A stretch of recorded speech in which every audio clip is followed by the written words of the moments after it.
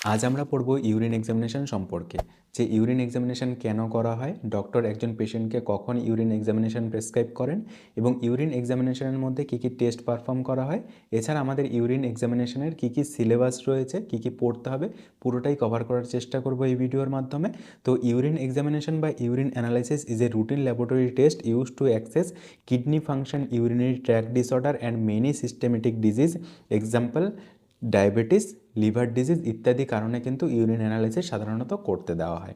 It is usually divided into 3 parts. 3টে পার্টে আমরা ল্যাবরেটরিতে ইউরিন অ্যানালাইসিস বা ইউরিন এক্সামিনেশন করি: physical examination, chemical examination and microscopical examination. তো তার আগে দেখে নিই যে আমাদের ইউরিন এক্সামিনেশনের কী কী সিলেবাস রয়েছে। Formation of the urine, urine কীভাবে বডিতে তৈরি হচ্ছে এটা আমরা প্রত্যেকেই ছোটোবেলা থেকে পড়ে এসেছি।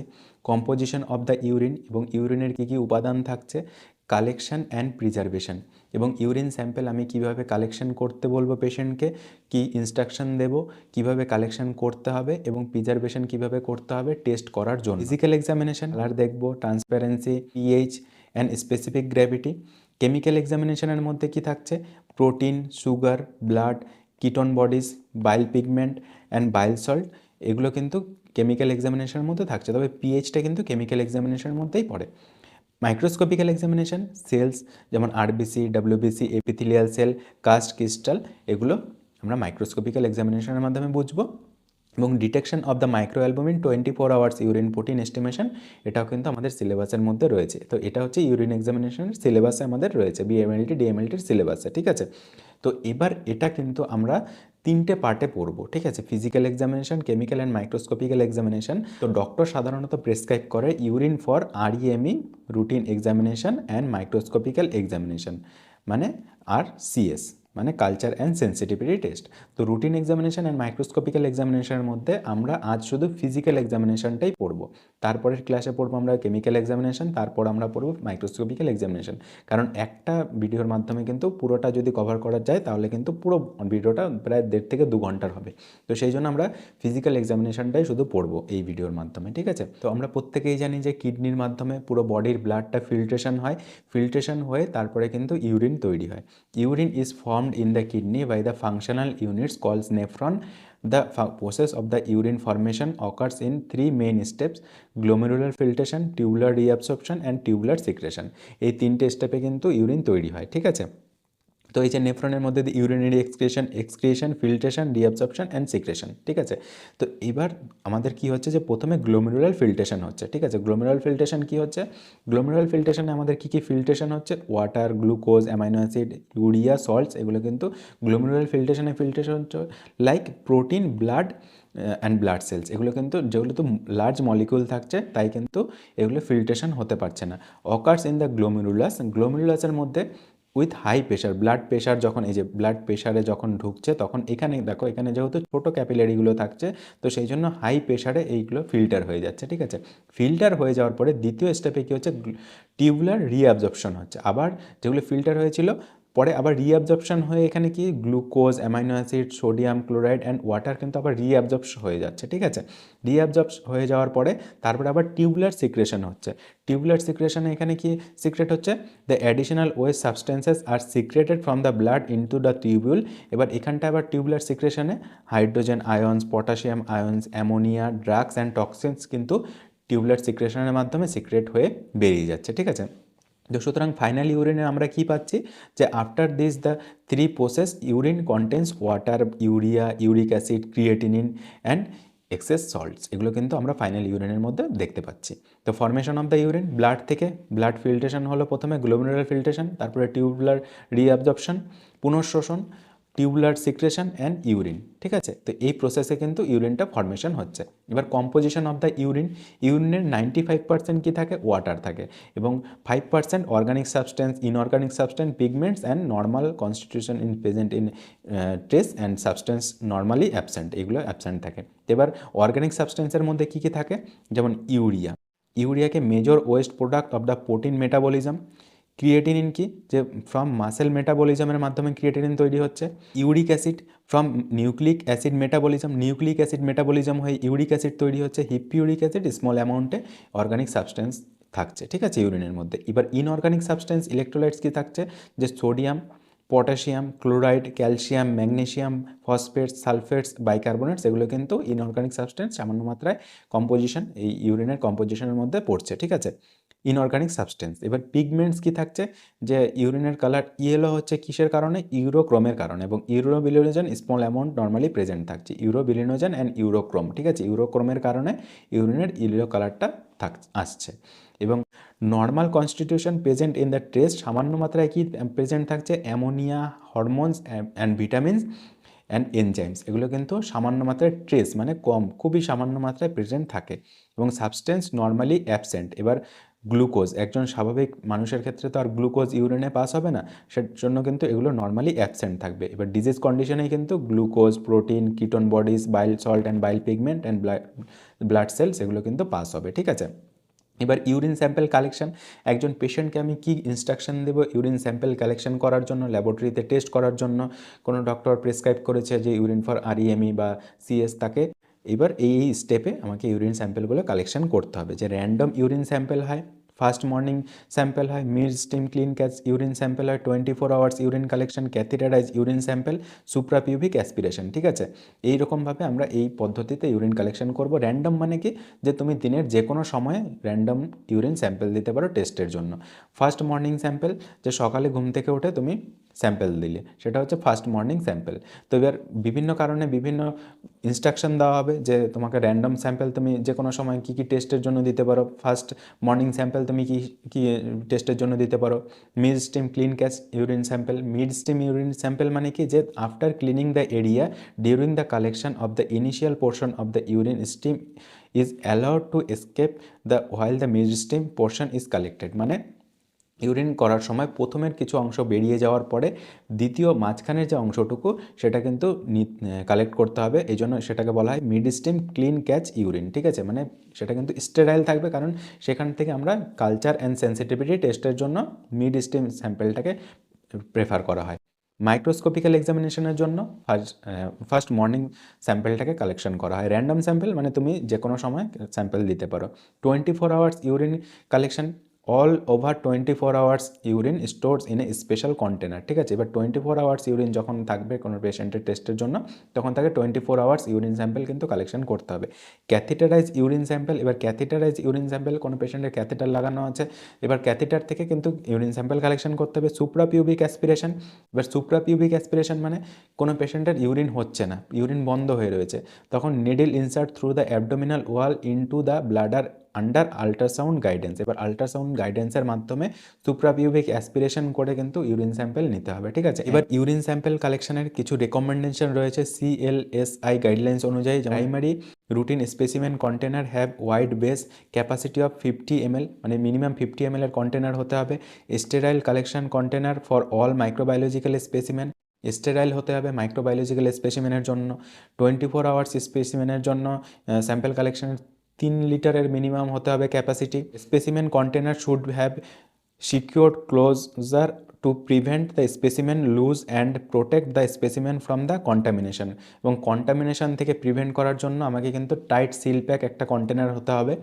এবং amber colour container for the specimen required for assay light sensitive analytes such as urobilinogen and porphyrins এবং ইউরোবিলিনোজেন যেহেতু লাইট সেন্সিটিভ, এবার লাইট সেন্সিটিভ অ্যাসের জন্য টেস্টের জন্য আমাকে অ্যানালাইটসের টেস্ট করার জন্য আমাদের কী করতে হবে, অ্যাম্বার কালারের কন্টেনার ইউজ করতে হবে, এবং আদার্স কন্টেনার কিন্তু আদার্স টেস্টের জন্য যে কোনো কন্টেনার ইউজ করা যেতে পারে। এবার preservation of the urine sample, এবার ইউরিন স্যাম্পল আমি কীভাবে প্রিজার্ভ করব, 1 থেকে 2 ঘন্টার মধ্যে কিন্তু টেস্ট করাটা হচ্ছে সবচেয়ে ভালো। The urine should be examined within 1 to 2 hours after voiding if delay, যদি ডিলে হয় তাহলে আমি রেফ্রিজারেটরে কিছুক্ষণ রেখে দিয়ে তারপরে টেস্ট করতে পারবো। At the acidic pH without any preservative, কোনো প্রিজারভেটিভ ছাড়া। Chemical preservatives prevent decomposition and contamination of bacteria and fungus, ঠিক আছে। এবার কেমিক্যাল প্রিজারভেশন কী করছে, যে contamination of the bacteria and ফাঙ্গাসের কন্টামিনেশন থেকে ইউরিনটাকে প্রিজার্ভ করছে। এবার প্রিজারভেটিভ হিসাবে আমি কি ইউজ করতে পারি, টলোইন 2 ml, ঠিক আছে। 100 ml ইউরিনের মধ্যে আমি 2 ml টলোইন দিতে পারি। It is the best allrounder preservative but interferes the protein estimation by the sulphosalicylic method, ঠিক আছে। এবার যদি আমি প্রোটিন এস্টিমেশন করি সালফোসালিসাইলিক অ্যাসিড মেথডে, তখন কিন্তু আমার রেজাল্টে হেরফের আসতে পারে, ঠিক আছে, টলোইন যদি আমি প্রিজারভেটিভ ইউজ করি। বাকি যে কোনো টেস্টের ক্ষেত্রে এটাতে কিন্তু সেরকম হেরফের আসবে না। থাইমল ইউজ করতে পারি, একটা crystal, 1 crystal, it prevents the urine for few days, however it may false positive reaction in protein, এটাও কিন্তু প্রোটিনে ফলস পজিটিভ আসতে পারে। Boric acid preservation 1% or 1 gram 100 ml এর মধ্যে যদি ইউজ করি, it use to many hormones and other substances, ঠিক আছে, হরমোনাল অ্যান্ড আদার সাবস্টেন্সের জন্য কিন্তু বোরিক অ্যাসিডটা ইউজ করা হয়। এছাড়া ফরমালিন 1 ড্রপ 30 ml ইউরিনের মধ্যে, it is excellent preservative of the formed element. Electrolytes, WBC, cast, etcetera. Sodium carbonate and sodium chloride, sodium carbonate rarely used preservation of the ইউরোবিলিনোজেনের প্রিজার্ভেশনের জন্য আমি সোডিয়াম কার্বনেট ইউজ করতে পারি। সোডিয়াম ফ্লোরাইড কখন use করব? It is useful for the glucose stage, it prevent the glycolysis and use in the concentration of 5 milligram per 100 ml urine, sodium fluoride, ঠিক আছে। ফিজিক্যাল এক্সামিনেশন আমাদের শুরু হলো। ভলিউমের মধ্যে আমরা কি দেখব, যে normal range of 24 hours urine adult 1200 থেকে 1800 ml, ইনফ্যান্টসের ক্ষেত্রে সেটা দেখা যাবে 300 থেকে 600 ml যদি হয় তাহলে সেটা নর্মাল, ঠিক আছে। এবার পলিইউরিয়া, অলিগোইউরিয়া এবং অ্যানিউরিয়া কোন কোন কন্ডিশনকে বলবো? পলিইউরিয়া মানে যে refers the increase quantity of the urine more than 2000 ml, 24 ঘন্টায় যদি 2000 ml এর ওপরে ইউরিন হয় তখন সেটাকে আমি সেই কন্ডিশনকে বলবো পলিইউরিয়া। এবং অলিগোইউরিয়া আমি কখন বলবো? যখন 500 ml এর কম হবে, ঠিক আছে, লেস দেন 500 ml, ঠিক আছে, বা decrease quantity less than 500 ml 24 আওয়ার্সে, তখন তাকে আমি বলবো অলিগোইউরিয়া। এবার পলিইউরিয়া বা অলিগোইউরিয়া দুটো কন্ডিশনেই হতে পারে, যেমন জল বেশি খেলে তো ইউরিন বেশি হবে, জল কম খেলে তো ইউরিন কম হবে। তো সেই জন্য ফিজিওলজিক্যাল কন্ডিশনেও এটা হতে পারে, অথবা ওয়েদারের উপরেও ডিপেন্ড করতে পারে, যেমন শীতকালে ইউরিনটা বেশি হয়। Both may also occurs in certain disease of kidney, এবার কিডনি ডিজিজের কারণেও কিন্তু অলিগোইউরিয়া হতে পারে, ঠিক আছে, বা পলিউরিয়া হতে পারে। এবার সেটাও আমরা পড়বো কী কী কন্ডিশনে হতে পারে। এবার অ্যানিউরিয়া মানে কি? It is a complete absence of the urine formation and the always denotes the disease, মানে অ্যানিউরিয়া মানে কমপ্লিটলি ইউরিন পাস বন্ধ হয়ে যাবে, ঠিক আছে। সেটা কী কী কন্ডিশনে হবে সেগুলো একবার চলো দেখে নিই। কজেজ অফ পলিউরিয়া, পলিউরিয়া কী কী কারণে হতে পারে, কোন কোন কন্ডিশনে? যেমন ডায়াবেটিস ইনসিপিটাস থাকলে হতে পারে, ডায়াবেটিস মেলাইটাস, ক্রনিক গ্লোমেরুলোনেফ্রাইটিস, ঠিক আছে। তারপরে কি ক্রনিক ফাইলোনেফ্রাইটিস, বিনাইন নেফ্রোস্ক্লেরোসিস, অ্যাডিশন ডিজিজ, ঠিক আছে, হাইপার প্যারাথাইরয়েডিজম, ঠিক আছে, এইসব কারণে কিন্তু পলিউরিয়া হতে পারে, মানে প্রচুর ইউরিন হতে পারে। যেমন ডায়াবেটিসের পেশেন্টের ক্ষেত্রে দেখা যায় যে ইউরিন প্রচুর হয়। কজ অফ অলিগোইউরিয়া, এবার অলিগোইউরিয়া ইউরিন পরিমাণ কখন কমে যাবে ইউরিন হওয়া? Acute glomerulonephritis, state of shock and renal ischaemia, severe ডিহাইড্রেশনের ক্ষেত্রে আমরা জানি যে ইউরিনের পরিমাণ কমে যায়। Bilateral hydrops nephrosis, toxics or ischaemic nephrosis, ঠিক আছে। তো কিছু কিছু কন্ডিশন আমাদের মনে রাখতে হবে। অ্যানিউরিয়া কী সব কারণে হতে পারে? ইউরিন কমপ্লিটলি বন্ধ হয়ে যেতে পারে, হার্ট ফেলিওরের ক্ষেত্রে, কিডনি স্টোনের ক্ষেত্রে, টিউমার্স ইন দ্য কিডনির মধ্যে যদি কোনো টিউমার থাকে যে ইউরিন পাস হতে পারছে না সেক্ষেত্রে, এনলার্জ পোস্টেট বড় হয়ে গেলে, অ্যাকিউট কিডনি ইনজুরি বা ক্রনিক কিডনি ইনজুরি ডিজিজের ক্ষেত্রে কিন্তু এই অ্যানিউরিয়া কন্ডিশন দেখা যেতে পারে, ঠিক আছে। এবার তারপরে ফিজিক্যাল এক্সামিনেশনের মধ্যে আমরা কি বলবো? অর্ডার মানে কি? স্মেল কি হবে? যে normal fresh urine faint aromatic order, ঠিক আছে, ফেন্ট অ্যারোমেটিক অর্ডার হয় নর্মাল ইউরিনের ক্ষেত্রে। এবার পাজেন্ট স্মেল মানে যে তীক্ষ্ণ গন্ধ কখন থাকবে? It gives the strong ammonial order when the allowed to stand the due to the decomposition of the urea ammonia, ঠিক আছে, মানে নর্মাল। এবার পাজেন্ট স্মেলটা কীরকম থাকবে? যে তীক্ষ্ণ গন্ধ থাকবে, সেটা অ্যামোনিয়ার প্রেজেন্সের কারণে হবে। এবার ফ্রুটি স্মেলটা কখন হবে? Presence of the ketone bodies produced fruity order, diabetes মেলিটাসের ক্ষেত্রে হবে কিটোন বডিজ এর জন্য, ঠিক আছে, যে ফ্রুটি অর্ডার থাকবে। UTI due to the proteus species produce rotten fishy smell থাকবে। তারপরে কি মসি স্মেল ইজ ফিনাইল কিটোনুরিয়া, ঠিক আছে, এই কন্ডিশনে কিন্তু ফিনাইল কিটোনুরিয়াতে মসি স্মেল পাওয়া যাবে। এবার ফিজিক্যাল এক্সামিনেশন অফ দ্য ইউরিনের কালার কীভাবে, আমরা কি কালার দেখে কিভাবে বুঝবো যে ইউরিনের কালারটা নর্মাল ইউরিনের অ্যাম্বার কালার থাকবে, amber yellow or pale yellow colour থাকবে। In large due to the pigment ইউরোক্রোমের জন্য নর্মাল আমরা পেল ইয়েলো কালার পাবো। And small amount of the urobilins, certain food and drugs also produce colour in urine, ঠিক, মানে ওষুধ খেলেও কিন্তু ইউরিনের কালার চেঞ্জ হতে পারে, ঠিক আছে। Some of the example of the pathological change colours urine are describe. এবার দেখো রেডিশ ব্রাউন কখন থাকবে? Increase urobilin urobilinogen an or porphyrin. যদি রেডিশ কালার থাকে তার মানে ইউরোবিলিনোজেন অ্যান্ড পরফাইরিন স্ট্রিংস প্রেজেন্টের কারণে রেডিশ কালার হচ্ছে। ডিপ ইয়েলো বা deep yellow green bile pigment bilirubin biliverdin present থাকলে সেক্ষেত্রে ডিপ ইয়েলো কালার থাকতে পারে। পিঙ্ক কালার কখন থাকবে? A small amount of fresh blood. ঠিক আছে, পিঙ্ক কালার যখনই আমি ইউরিন পাবো তখন বুঝে নেব যে ফ্রেশ ব্লাড আছে এর মধ্যে present. Bright red large amount of fresh blood. ঠিক আছে, ব্রাইট রেড কালার থাকবে তার মানে আমি বুঝবো যে এর মধ্যে ব্লাড আছে। Milky white chyluria due to the filaria পেশেন্টের ক্ষেত্রে কিন্তু মিল্কি হোয়াইট ইউরিন পাওয়া যেতে পারে। এছাড়াও যে পাইউরিয়া উইথ দ্য মেনি নিউট্রোফিলস। ঠিক আছে, নিউট্রোফিলস যদি প্রেজেন্ট থাকে, পাস সেল প্রেজেন্ট থাকে, তখন কিন্তু মিল্কি হোয়াইট ইউরিন পাওয়া যেতে পারে। এবার অ্যাপিয়ারেন্স বা ট্রান্সপারেন্সি।